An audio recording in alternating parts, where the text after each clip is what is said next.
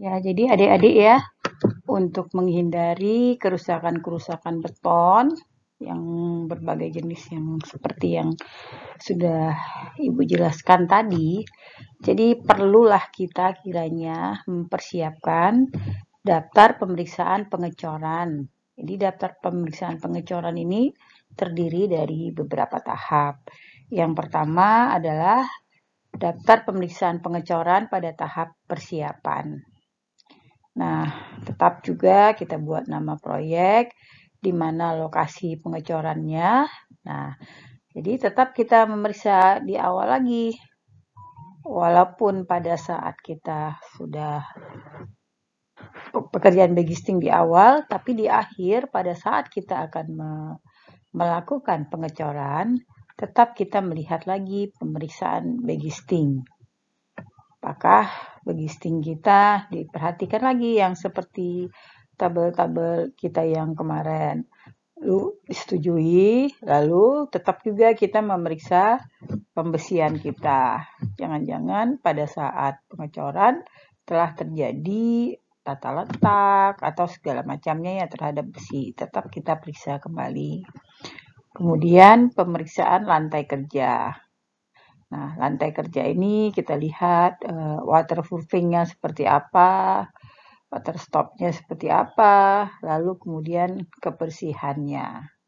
Nah, ini hal-hal yang perlu kita lakukan pemeriksaan terhadap pengecoran. Nah, lalu kemudian kita perhatikan juga kita butuh volume beton berapa kubik.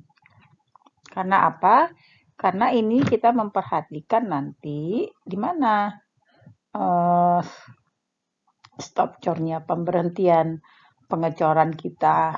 Lalu mutu beton berapa yang ada, yang akan kita gunakan pada lokasi pekerjaan ini. Nah, lalu kemudian kita juga mempersiapkan mobilasi ready mix. Artinya kita melampirkan mapping jalur mixer. Kalau kita butuh misalnya 10 mixer, nah kita bikin mappingnya. Jadi jangan sampai ketika ready mix itu datang, kita bingung menempatkannya, meletakkannya di mana ready mix ini. Nah, ini akan mempengaruhi juga saat kita melakukan pengecoran. Lalu kemudian kita juga harus mempersiapkan peralatan-peralatan. Nah, di sini tadi kita kan melihat lokasinya di mana, lalu beton yang mau kita lakukan pengecoran itu berapa kubik. Maka kita juga akan melihat penggunaan jumlah peralatan yang akan kita gunakan. Di tahap persiapannya, kita harus menyiapkan vibrator. Kira-kira kita butuh berapa vibrator yang akan kita lakukan pada lokasi proyek ini. Lalu kemudian concrete pump, trowel, tes kubus, ram tes, alat ukur. Jika perlu lampu penerangan, kita siapkan lampu penerangan kalau kita melakukan pengecoran itu pada malam hari. Nah, inilah tahap pemeriksaan pengecoran pada tahap persiapan. Lalu kemudian kita siapkan lagi, kita rencanakan lagi tenaga kerjanya. Berapa orang? Kalau memang pengecoran ini sampai malam, kita lakukan shift. Jangan kita biarkan pekerja itu bekerja dari pagi sampai lagi malam. Nah, itu akan mempengaruhi produktivitas yang akan dihasilkan pada saat kita lakukan pengecoran. Lalu kemudian ada jadwal pengecoran. Kita lampirkan schedule pengecoran kita. Kapan kita akan melakukan pengecoran dan lokasi mana. Jadi kita buat matriksnya kira-kira seperti apa. Nah, inilah yang penting kita lakukan ketika kita akan melakukan pengecoran pada tahap persiapan. Ya, gitu ya adik-adik. Lalu kemudian pada tahap pelaksanaan. Kita juga harus membuat daftar pemeriksaan pada tahap pelaksanaan. Nah, seperti biasa juga kita harus buat nama proyek kita apa, lokasi tahap pelaksanaan itu di mana, ya. Lalu kemudian mapping jalur pengecoran yang harus kita buat juga. Ya, kira-kira mapping beton yang datang itu mixer yang isinya berapa kubik volumenya. Lalu kita akan melihat volume yang akan kita cor, misalnya kolom atau balok atau plat lantai. Nah, kita buat mappingnya. Jadi kita bisa mengarahkan mixer kita tadi kemana ditujukan. Jadi perlu ya untuk mempersiapkan peralatan di mana yang akan kita letakkan, lalu kemudian tenaga kerja di mana duluan. Jangan-jangan tenaga kerja ada di bagian ujung B misalnya ya, tapi pekerjaan akan dilaksanakan di ujung A atau zona A. Nah, itu yang perlu diperhatikan dalam membuat mapping jalur pengecoran. Yang berikutnya adalah tetap kita melihat pengecekan elevasi pengecoran, disesuaikan dengan spek kita. Nah, lalu kemudian kita lakukan uji selam. Lalu setelah ada uji selam, kita buat benda uji. Lalu kita lakukan pouring dan concreting. Lalu kita lakukan pemadatan. Kemudian kita buat juga hasil yang dilakukan pada tahap pelaksanaan.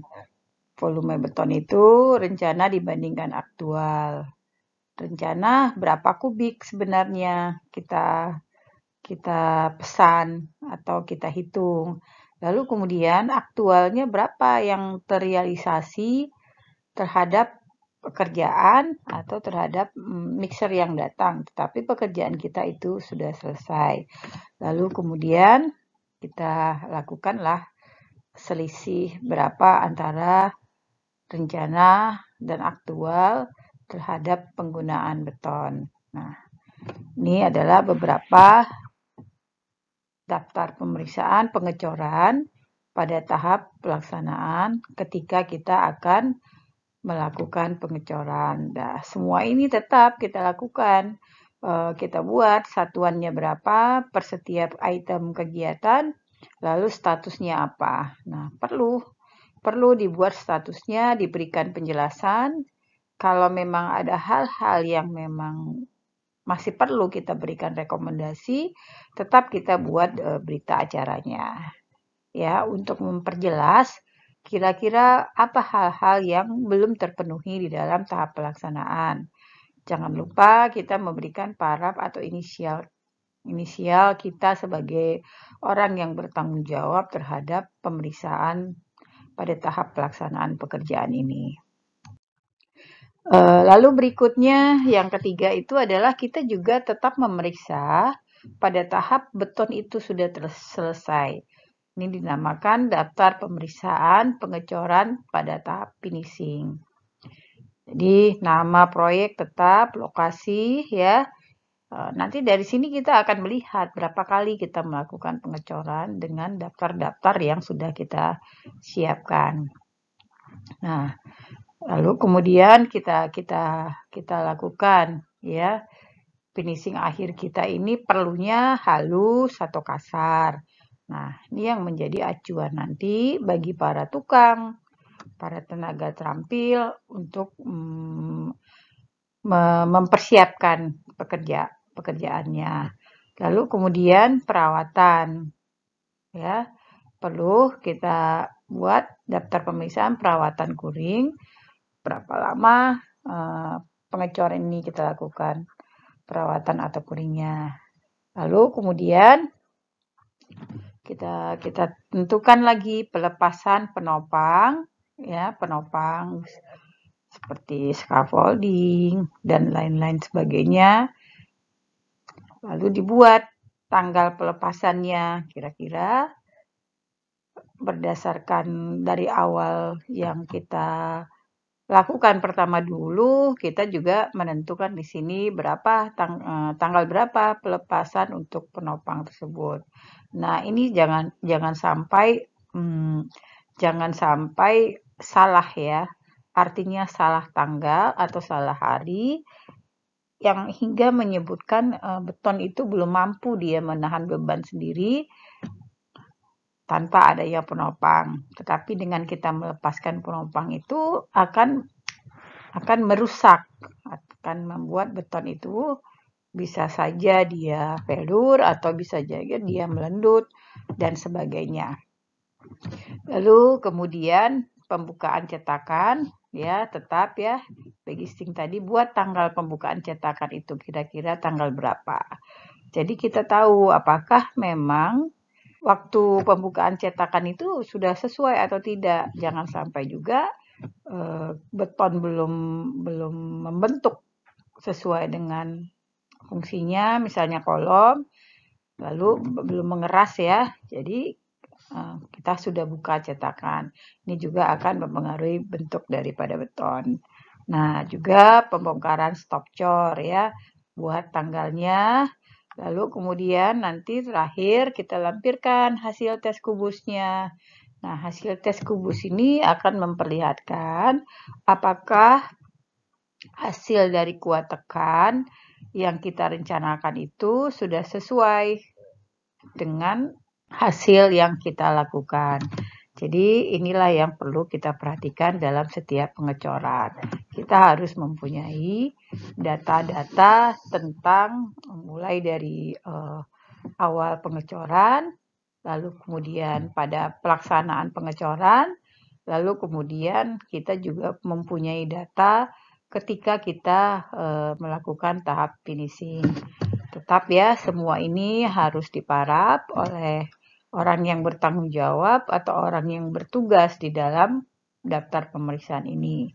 Dan tetap saja kalau memang perlu catatan-catatan yang harus kita catat di sini, kita juga bisa membuat berita acara pada saat pelaksanaan di lapangan nanti. Jadi selanjutnya adik-adik ya, kalau beton kita sudah siap dikerjakan, jangan lupa kita melakukan perawatan. Jadi bukan kita aja yang harus dirawat, beton juga harus dirawat. Jadi perawatan itu secara umum disebut dengan kuring itu secara umum disebut dengan perawatan beton. Bertujuan untuk menjaga agar beton tidak terlalu cepat kehilangan air. Nah, itu penting ya, agar beton tidak terlalu cepat kehilangan air atau sebagai tindakan menjaga kelembapan dan suhu beton. Setelah proses finishing, beton selesai dan waktu total setting tercapai. Nah, ini penting ya. Kenapa penting? Tujuannya adalah agar memastikan reaksi hidrasi senyawa semen termasuk bahan tambahan atau pengganti supaya dapat berlangsung secara optimal. Sehingga mutu beton yang diharapkan dapat tercapai dan menjaga supaya tidak terjadi susut yang berlebihan pada beton akibat kehilangan kelembapan yang terlalu cepat atau tidak seragam sehingga dapat menyebabkan retak-retak pada beton. Nah, ini ya adik-adik ya, perlu dilakukan perawatan untuk menjaga kelembapan daripada beton itu sendiri. Ya, macam-macam nanti jenis-jenis perawatan yang kita lakukan terhadap beton. Ya, mungkin adik-adik yang sudah pernah melaksanakan praktek kerja lapangan, sudah pernah memperhatikan perawatan-perawatan yang dilakukan di lapangan. Nah, mungkin kita kadang-kadang merasa heran, apa ini, kenapa seperti ini. Nah, inilah dia.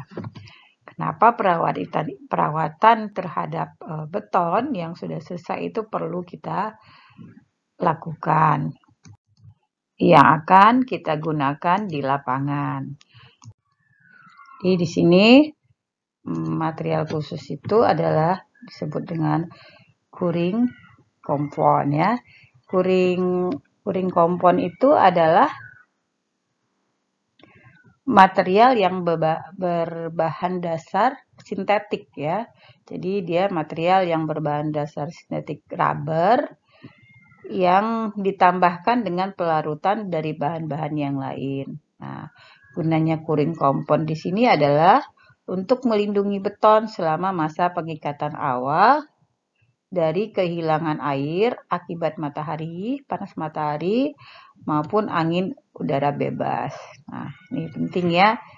Kalau dia suhunya panas, angin kencang, berada pada ketinggian, maka kita menggunakan material khusus untuk perawatan curing compound. Jadi umumnya curing compound ini mengering dalam waktu yang singkat dan membentuk lapisan tipis hingga melindungi beton ini dari hujan karena bersikap dia kedap air ya, dan penguapan yang berlebih selama proses pengikatan awal. Jadi curing compound ini diaplikasikan pada beton yang baru dicor setelah air yang terlepas atau terjadinya bleeding ya, air yang terlepas menguat dengan cara disemprotkan dengan menggunakan pompa semprot. Jadi curing compound ini juga suatu metode perawatan yang memang secara khusus digunakan di dalam perawatan beton. Lalu kita lanjut lagi ya, adik-adik. Tadi pagi saya sudah menerangkan organisasi-organisasi yang terlibat di dalam suatu proyek. Nah, yang terakhir adalah kita membahas tentang kontraktor.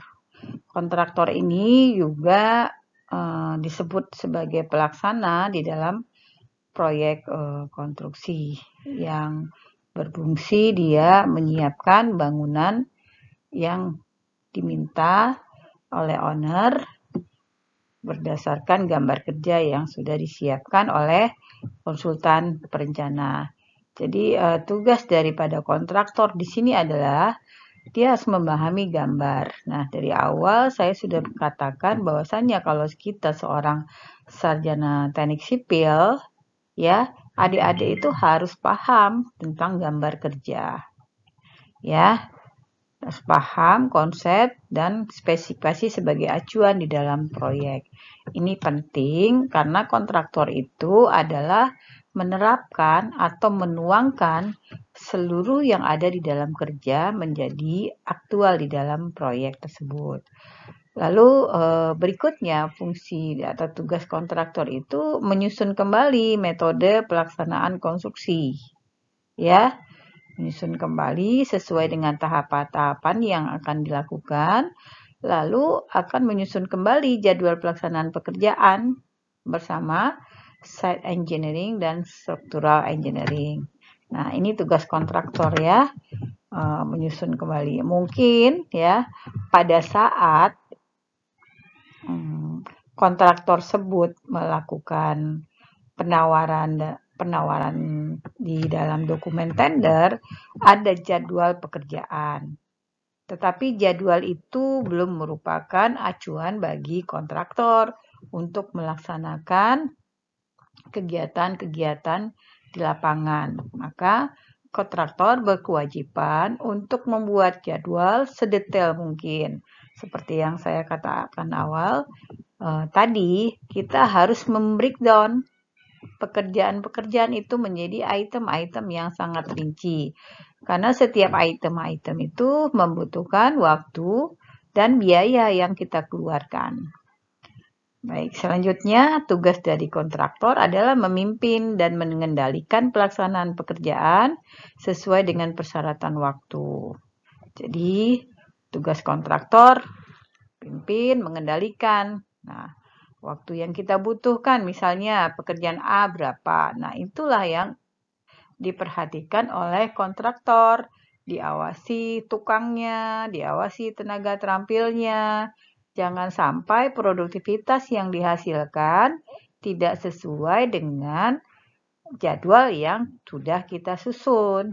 ya. Jadi kita tentukan, kita lihat, kita perhatikan, lalu kita juga bertanggung jawab membuat progres.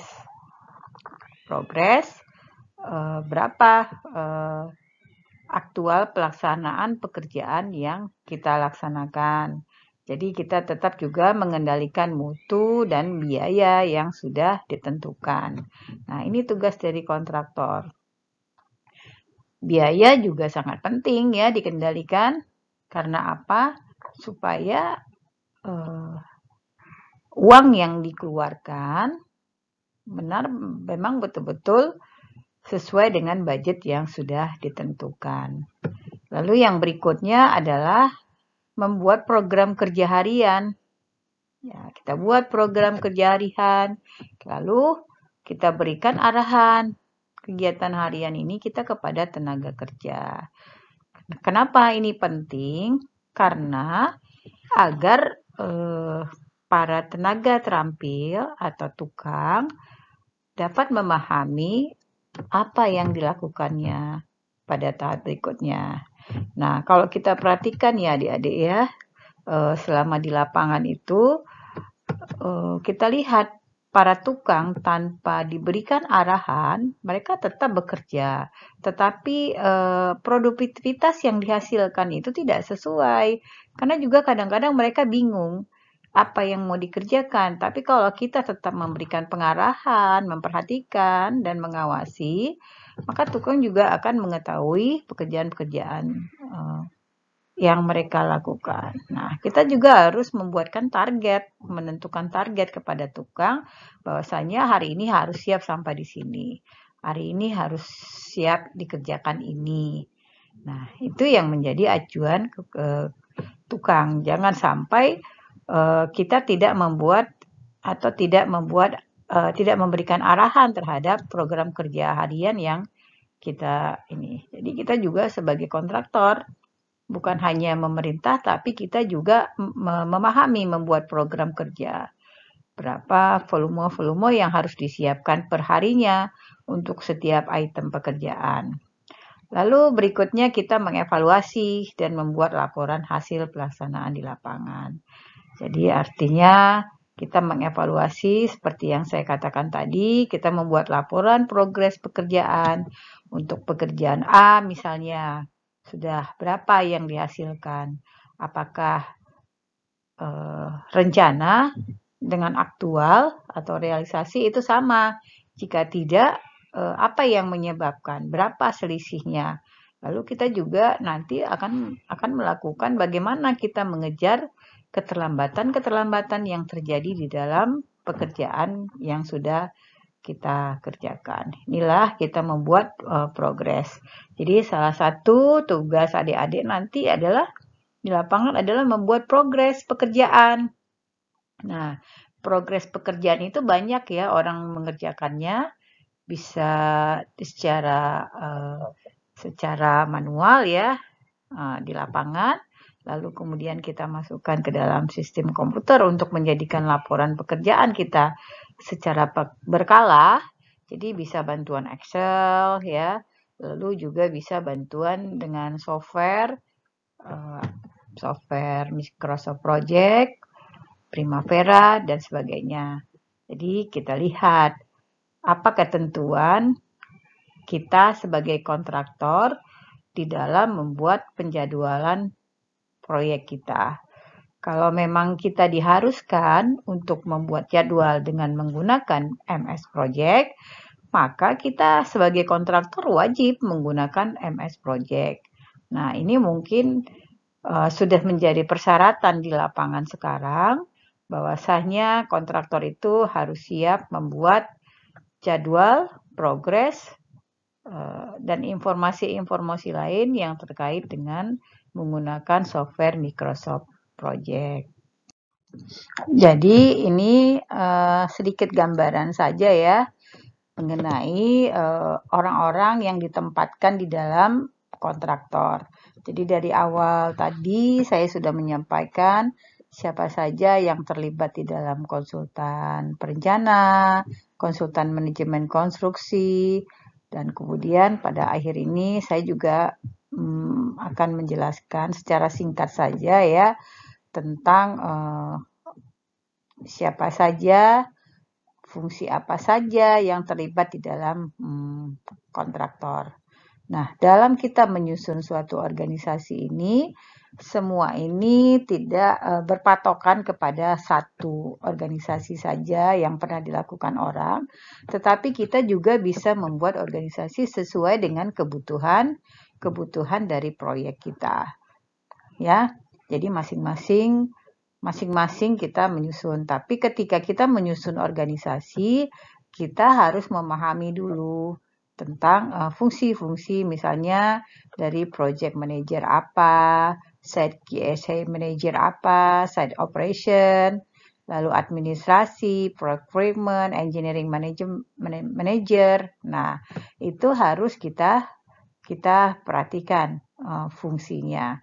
Yang sudah biasa dilakukan orang dengan nama yang seperti itu jangan kita rubah lagi tugas dan pokok dan fungsinya. Dan ketika kita ingin menambah lagi sub-sub seperti contoh di sini site engineering manager. Nah, kita bagi lagi dia site engineering di office, drafter, surveyor, lalu ada site engineering di bidang BIM. Lalu kita mungkin dari yang keempat ini belum tercover atau terlalu banyak lagi pekerjaan yang dihandle sehingga tidak bisa menghandle pekerjaan analis tupoksi yang lain. Maka di site engineering ini juga kita boleh tambahkan kira-kira kita butuh apa di dalam satu proyek konstruksi tersebut. Jadi dalam kita menyusun organisasi kita tidak berpatokan dengan organisasi-organisasi yang pernah dibuat orang, tetapi akan menjadi acuan bagi kita di dalam kita melaksanakan atau di dalam kita menjalankan satu proyek. Jadi kita lanjut ya adik-adik. Tadi kita sudah membuat sebagai seorang kontraktor, kita sudah mengevaluasi pekerjaan-pekerjaan harian yang dilakukan oleh tenaga kerja. Lalu kemudian kita buat juga evaluasi mingguan dan evaluasi bulanan. Lalu kemudian dari evaluasi tersebut masih ada aktual atau realisasinya itu tidak sesuai dengan rencana. Sehingga dapat dikatakan proyek itu mengalami keterlambatan. Nah, jika proyek itu mengalami keterlambatan, maka secara cepat kita harus melakukan perubahan jadwal atau reschedule ya. Karena ini penting ya. Penting kita melakukan reschedule ini. Jadi reschedule ini bisa berarti pergantian atau perbaikan atau penyusunan ulang jadwal proyek ya, itu reschedule. Jadi contohnya misalnya reschedule ya, kita contohkan sehari-hari ya supaya ini sedikit apa aja ya. Jadi contohnya misalnya rencananya saya akan terbang dengan pesawat dari Padang ke Medan jam 18. Namun terreschedule menjadi jam 21 karena pesawatnya akan menerbangkan saya baru datang jam 8, baru berangkat jam 18 dari Jakarta menuju Padang ya. Jadi kita reschedule. Nah, nih coba adik-adik lihat. Jakarta, Padang 18, Medan 19.10.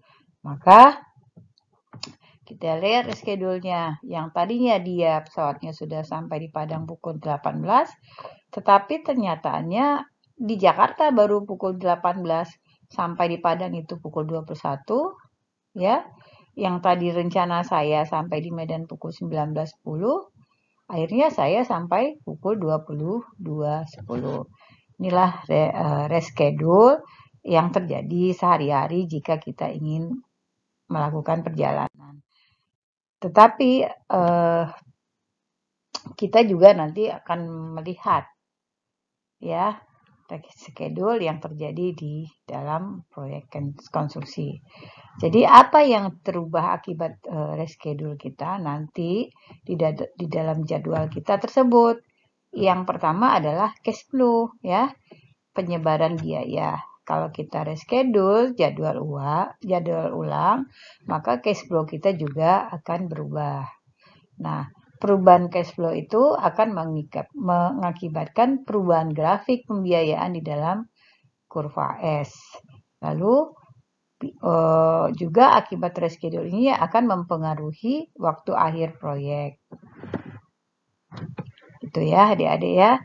Nanti kita juga bisa memperhatikan kira-kira apa yang terjadi kita melakukan reschedule. Jadi nanti coba pelan-pelan adik-adik nanti yang sudah biasa buat jadwal proyek, coba diaktualkan dulu, dibuat dulu rencananya berapa, realisasinya berapa, lalu coba kita mau-read reschedule. Apa yang harus kita reschedule, yang mana kita lihat berdasarkan pengalaman-pengalaman yang ada selama di dalam proyek tersebut. Jadi ini contoh ya adik-adik, pada saat kita melakukan reschedule, maka secara otomatis nanti akan terjadi perubahan terhadap grafik pembiayaan. Nah, coba adik-adik lihat yang sebelah kiri ini, yang merah ini adalah aktual rencana ya, rencana kegiatan kita. Yang di bawah ini adalah aktual. Nah, kalau kita melihat progres seperti ini, kita perhatikan bahwasanya progres ini adalah mengalami keterlambatan. Nah, pada saat kita melakukan meninjau, jika melihat proyek ini sudah mengalami keterlambatan, kita coba melakukan peninjauan pada minggu ke-6. Nah, ini pada minggu ke-6 kita lihat, karena kita sudah perhatikan di sini adalah bahwasanya keterlambatan itu sudah sampai ke minus 35. Nah, ini ya adik-adik ya, dari rencana, lalu aktualnya berapa, lalu kita masukkan data-data kita input aktual pekerjaan, sehingga kita dapat melihat progres kemajuan pekerjaan kita. Nah, kita lihat ini adalah mengalami keterlambatan.